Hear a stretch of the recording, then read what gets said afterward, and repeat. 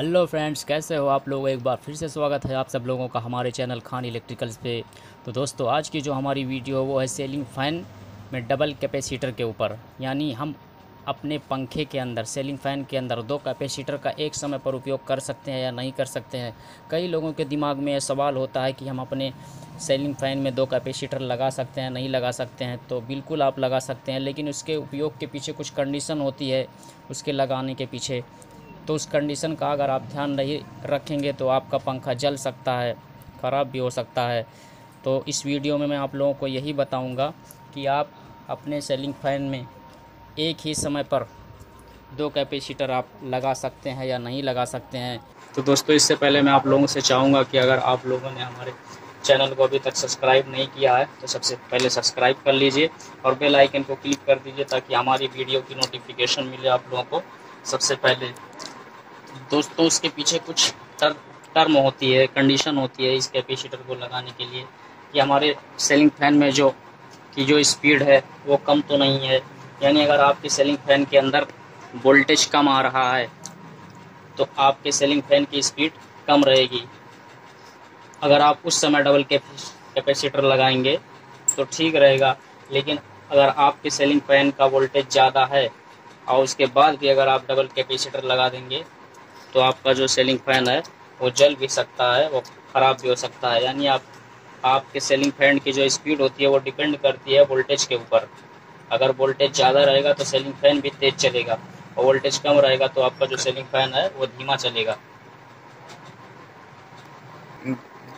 हाँ, तो दोस्तों, अगर आपके घर में या दुकान में वोल्टेज कम आ रहा है तो आप वहीं पर डबल कैपेसिटर का उपयोग कर सकते हैं।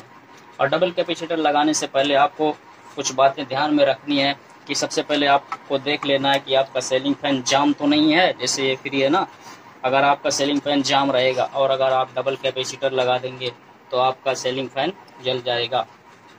दूसरी बात यह है, सीलिंग फैन में जो कैपेसिटर यूज़ होता है वो 2.5 MFD का होता है और इसे रनिंग कैपेसिटर कहते हैं। दोस्तों, आप देख सकते हैं। और सीलिंग फैन में वोल्टेज आपको देख लेना है कि कम आ रहा है या ज़्यादा आ रहा है। अगर आपके यहाँ वोल्टेज कम आ रहा है यानी 160 वोल्ट के नीचे परमानेंट आ रहा है तभी आप डबल कैपेसिटर लगा सकते हैं। तो इसको किस प्रकार से इसमें कनेक्ट करना है वो मैं आप लोगों को बताऊंगा। तो चलिए शुरू करते हैं दोस्तों। आप लोगों को दिखाता हूं मैं कैसे आपको लगाना है ये डबल कैपेसिटर। देखिए दोस्तों, यहाँ पर एक कैपेसिटर पहले से लगा हुआ है और इसके वायर हैं। देखिए, ये वाइट कलर का एक है और एक वाइट कलर का यहाँ पर लगा हुआ, कनेक्ट किया हुआ है।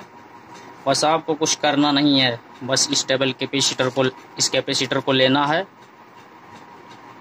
ऐसे इसको छील लेना अच्छे से। उसके बाद इसमें जहाँ जहाँ पर ये कैपेसिटर का पहले वाले कैपेसिटर का वायर लगा हुआ है बस वहीं पे इसको लगा देना है। ऐसे लगा करके इसको ऐसे एक लगा देना जहाँ पर लगा हुआ था और दूसरा यहाँ पे आपको बांधना पड़ेगा किसी चीज़ से या चिपकाना पड़ेगा। जैसे हमारे पास ये टेप है, इसी से हम इसे काम चला देंगे। अभी दोस्तों देख सकते हैं,